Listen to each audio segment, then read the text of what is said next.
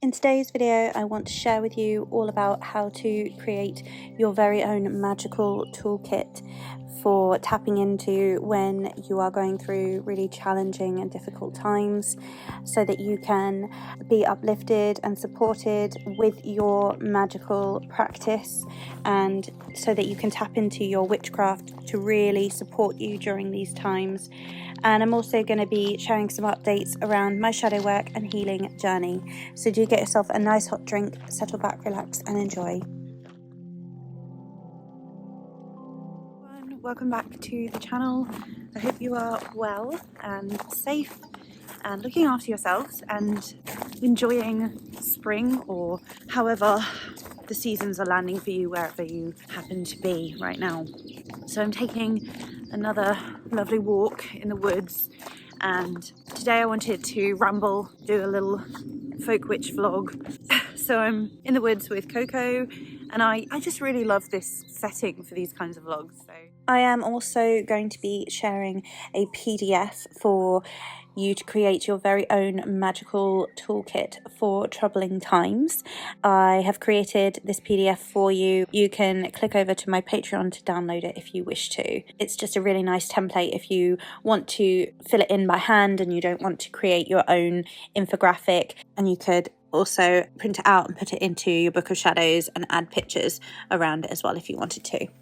I'm just taking everything in because it feels like in the last week there's been a lot of change and activity, growth and renewal, and I love that. You know, that's really helping me at the moment. So today I wanted to chat about mental health and witchcraft, being a witch, and actually leaning into our tools as witches and magical folk, spiritual beings, and really getting nourishment and support from those tools that we have in our belt and the basis of our cosmological beliefs and everything, to really lean into that when we need it the most. And I feel like this has been so resonant for me, relevant for me, and for many people who I love and who I'm connected with, who I'm talking to at the moment, as well as like the content I'm seeing. And I think it is because we are collectively, you know, going through such rapid change, and there is so much evolution, there is so much transition, there's so much transformation, and I really feel that in me, and had some like moments of clarity recently. In fact, just yesterday, feeling like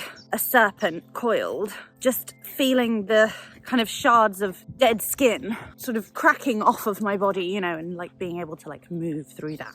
So I just had to pause because someone was passing me. But I had this real visceral sense yesterday of myself as a serpent coiled, and this dead skin that I'm still kind of shrouded in was kind of cracking off of my body. And the self that I have transformed so much, that I have transmuted, is embodied within my snake body and coiled up in that. But there's still this dead weight skin that's like attached to me in places, and I'm literally like wiggling and moving, and it's kind of like cracking off me, you know. And I sort of suddenly felt like I can feel that happening. I can feel that transition as I'm actually able to start moving through it and away from what I've been holding on to.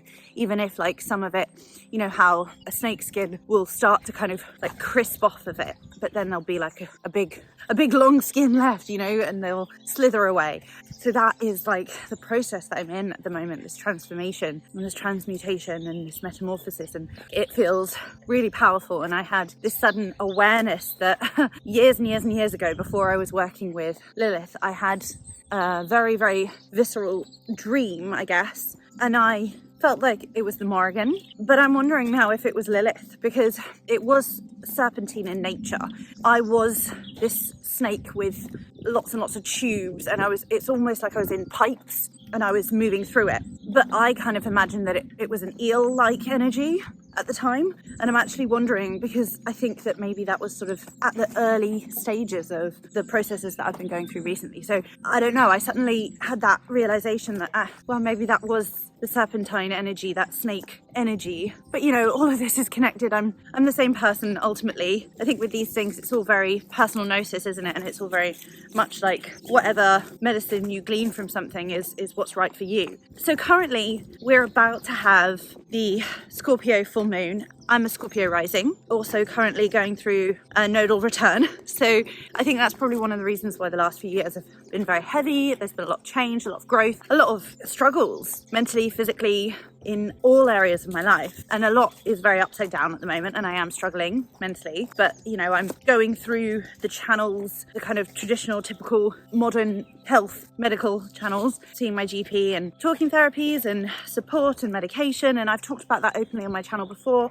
So that's all in hand. Then there's also a lot of holistic stuff. And then there's the side of the physical body that does need medical attention in that way, because I've been experiencing chronic pain, which has been increasing in intensity and regularity. That's another area of it. And I do believe that these things are holistic. So like the way that your body is responding is connected, and that's not in a victim blaming kind of way, like you attract these things to you. It's not like that. It's just that these things are interconnected, and that I believe in the medicine, that kind of holistic medicine to be able to support. And so that's why I'm making this video, really, because I want to sort of just very casually chat and touch on some of those things that are helping me, but also some little sparks, some little realizations and things coming up to the surface, bubbling up at this time. So everything feels very emotional for me at the moment, and full transparency, I am experiencing physical pain, mental pain, emotional pain, trauma, past pain and hurt is coming up. There's stuff in my personal life, there's stuff in all areas of my life that I'm dealing with: family,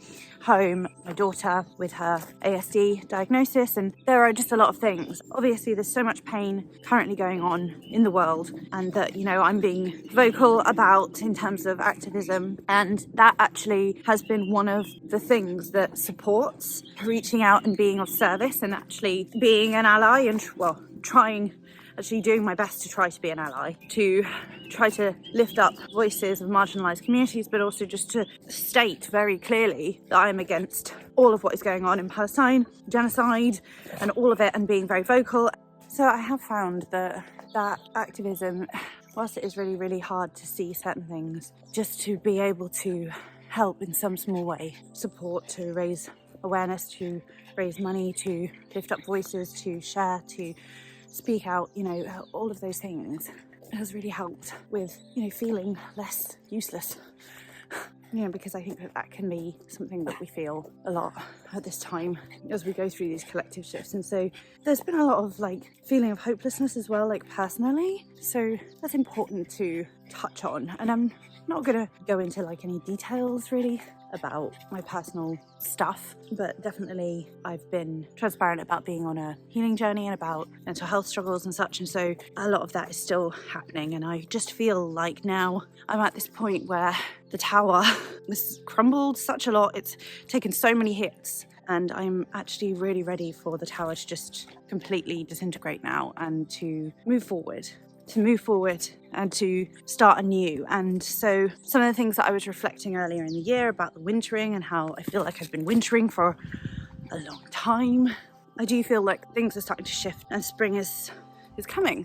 I mean, obviously spring is here, but like for me, my personal inner season, you know, that's really beautiful, but it's still really hard. Like there's a lot of sadness to move through, a lot of grief, and owning my bullshit as well, I guess. Like realizing that I was setting some intentions that perhaps weren't aligned for my highest soul growth, and then realizing that, and then, you know, being so ever so kindly humbled by Lilith, you know, actually really gently. I joked that, you know, she slapped me around the face a little bit, but it really didn't feel like that. So yeah, Lilith was really very gentle with me, but I felt very humbled just considering how Lilith would respond to my situation if she was in it. And then going from there, really realizing, you know, my shadows coming up again, and having to like humble myself, or being humbled, and noticing that, and then working around that and shifting my intention accordingly to ensure that it was actually for my highest good, you know, and it was aligned, and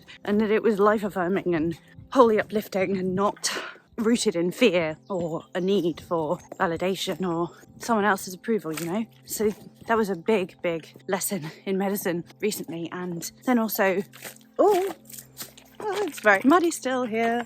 I might go inside the woodlands.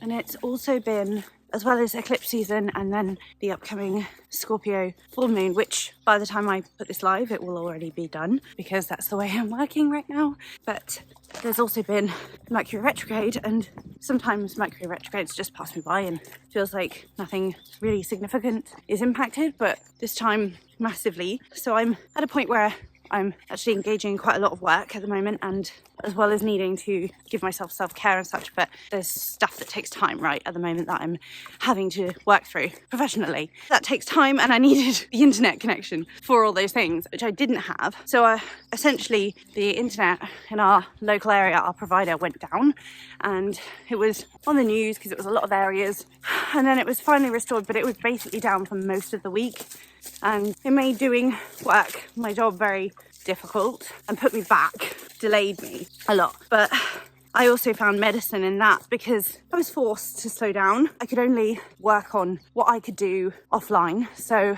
I could write and edit that. I could edit my videos for YouTube, but I couldn't really do anything else, to be honest. I also found that obviously that did create some anxiety, but I found that the only way was to lean into that and to give myself more time to rest and to meditate. And so because I had no access to the internet, I couldn't work with Aura, I couldn't listen to anything from YouTube, I could only listen to meditation tracks and music that I'd downloaded from iTunes that were already on my devices.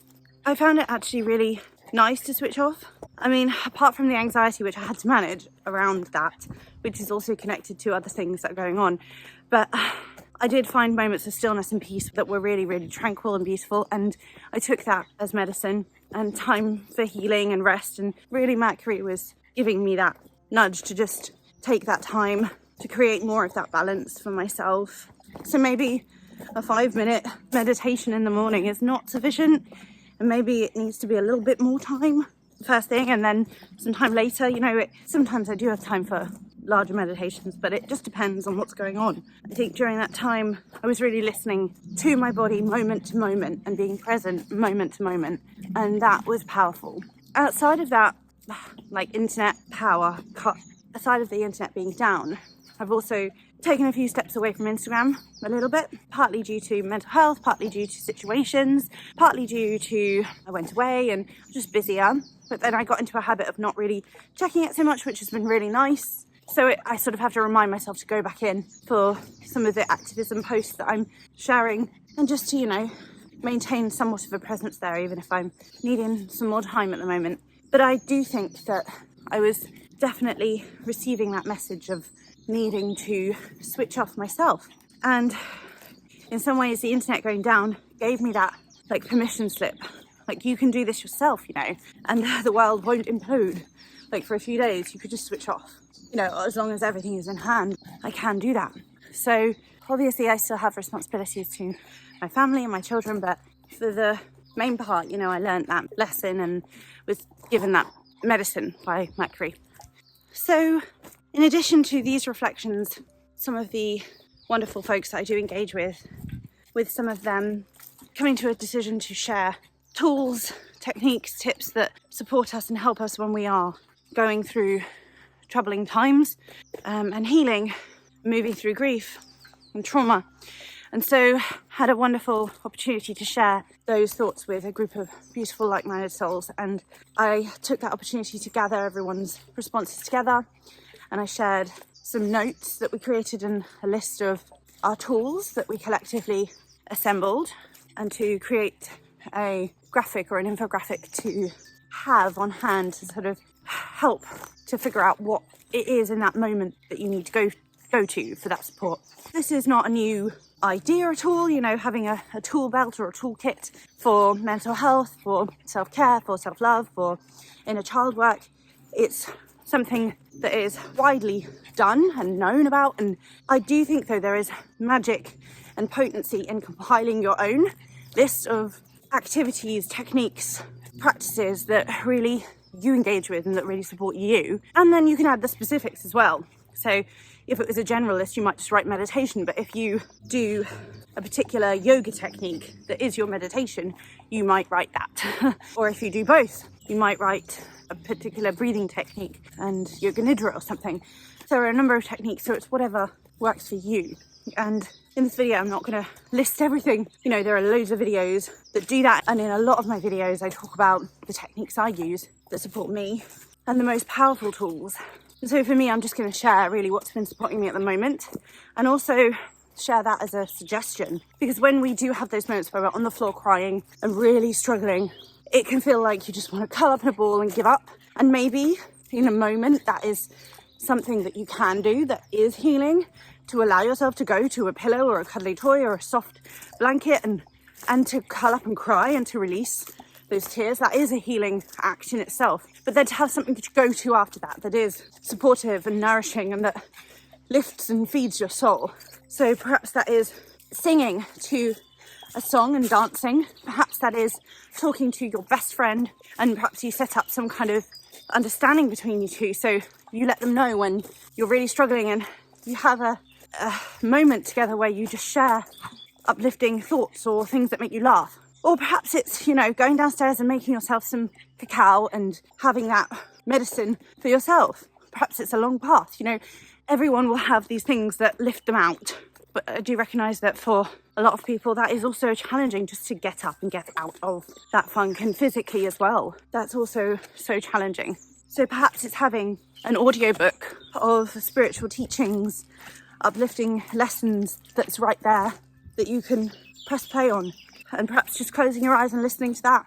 One of the techniques I share a lot is candle gazing, because it's something that with chronic pain you can do from your bed, and it's very magical, it's very potent, and I've manifested this way as well. I've called back parts of my power and parts of myself that were fragmented in the past. I've really found this technique to be so powerful. And then when you do have the strength, things like service to others, whatever cause is kind of important for you, that you can do, and in whatever capacity. So if you're unable to physically support, then can you provide some support in a digital way or in a fundraising way? Is this something that you can do? Because that really opens you up and helps you to see that you are part of the collective. You're not alone, and you're also valued, and you're important, and you're treasured, and you are needed.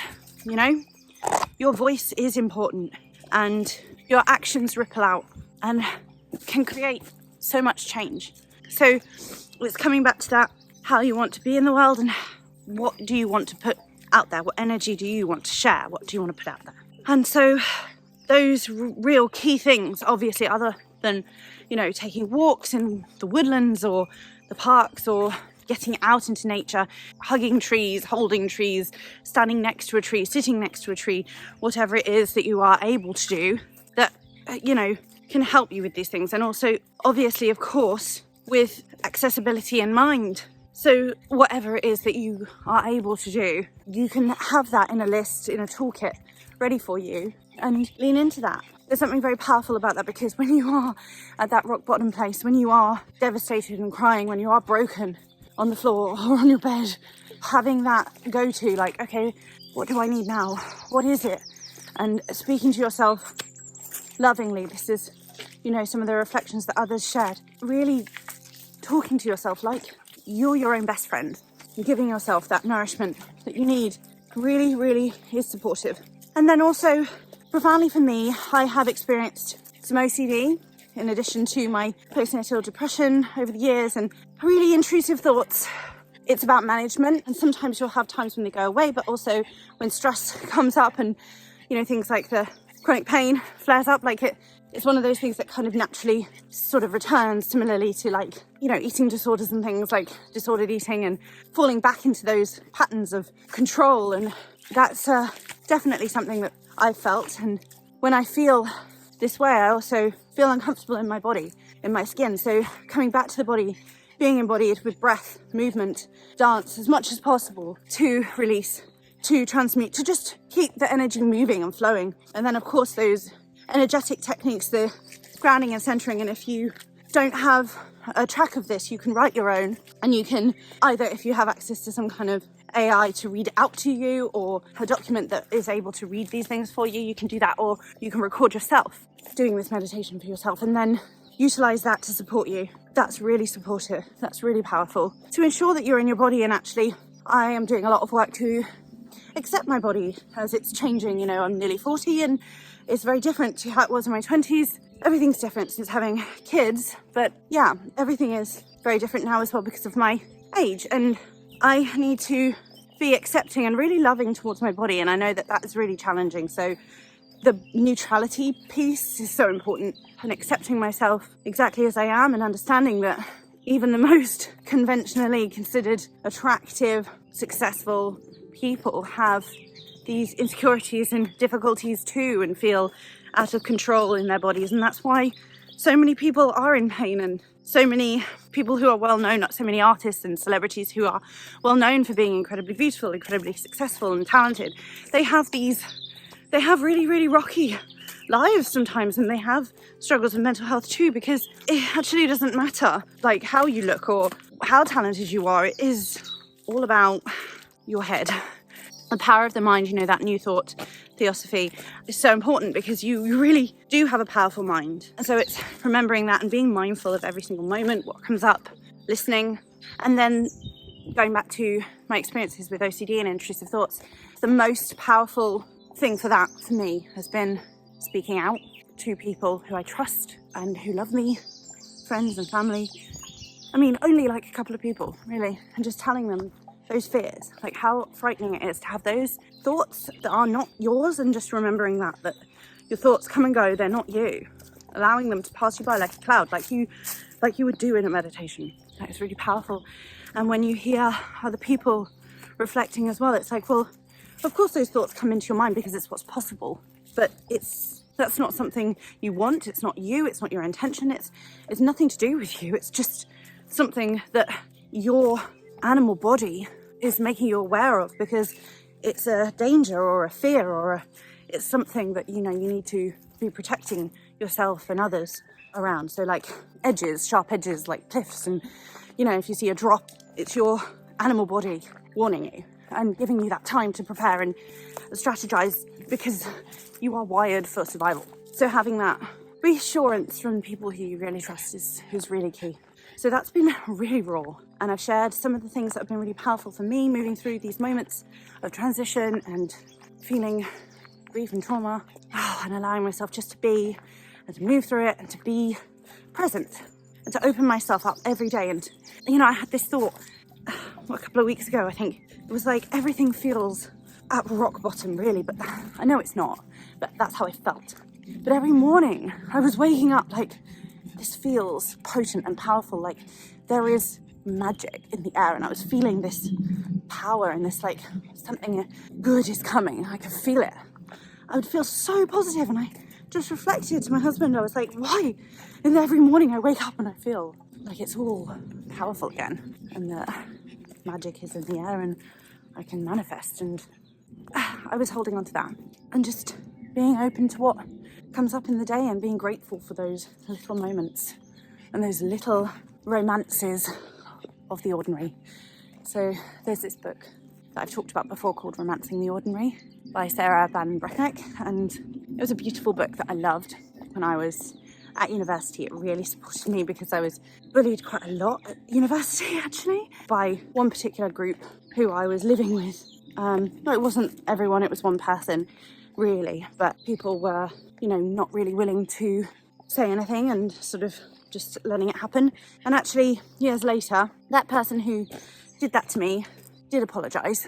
They came forward and messaged me and said that they were so sorry that they had singled me out and spread rumours and lies, and that they worked to kind of hurt me and harm me and destroy me. And they said that honestly, and I was actually really grateful for that. And I just sent them well wishes and blessings, really. That's all you can do. But I mean, I am still at a point in my life where I'm experiencing being hurt and harmed by people who are close to me. So I'm literally being spoken to very badly, in a very toxic way, by a number of people still. And I'm like, why is this still happening? Because I'm stood in my integrity, and I'm stood like owning my shit, and I'm in my sovereignty. I'm a sovereign being, I'm powerful. And then I was like, well, maybe that's why. Because the people who are tending to do this are people who are potentially threatened and who need power, and actually a number of men. So it's one of those things, power struggles, but it's also one of those things I'm not willing to like sacrifice my energy for. So just allowing that to be what it is, releasing that, and not dwelling on it, you know. But it's hard because it's hurtful, especially if it's people who are in your life. You know, if it's someone you can let go of it, it doesn't matter so much. But if it's someone who's in your life and you can't really remove them, it's quite difficult. That's one thing. But yes, I think I've rambled enough. So I would just invite you now to create a toolkit if you haven't already.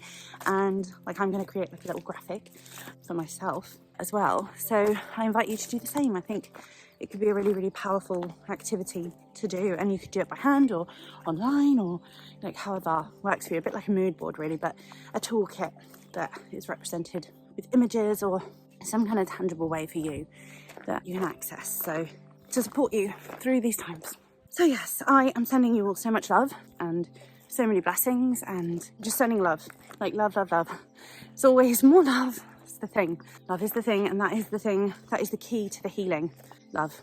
We cannot fight hate with more hate. You know that saying, hurt people, it's very real, and I refuse to allow myself to do that. You know, I'm sending out light and peace, and not in a love and light way either, because I'm doing my shadow work, I'm doing my shadow walking, and I'm doing my grief walking. You know, I'm really in it, I promise. And you know, I just hope that whatever is shared is supportive and is some kind of nourishment. And also, I've said this before, and I am available on Instagram. I do pretty much respond to DMs when they're genuine, and when people reach out, especially have some lovely conversations with people through my DMs. But there's also my email address below if you'd like to contact me that way, and you can follow me on Instagram. Obviously subscribe, like, share, and do all the things here if you feel so moved. And yeah, I look forward to seeing you again soon. I'm sending you love and peace and strength. Mwah. So many blessings. Bye.